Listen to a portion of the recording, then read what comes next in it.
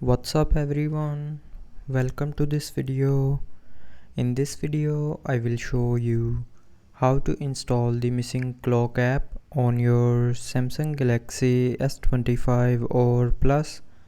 So first of all, open settings, Play Store. Now go to the search bar and here search for clock app. Now from here install this Samsung clock app in your phone if you haven't installed, and after installing, this app will be available in your app screen or home screen. And there is another way to install the missing clock app. So for that, open Galaxy Store.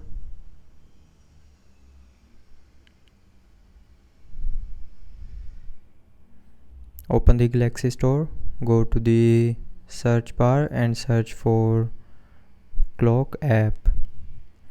Now from here you can also install this clock app in your phone. So that's how you can install the missing clock app on your Samsung Galaxy S25 or Plus. So I hope you liked the video. Thanks for watching.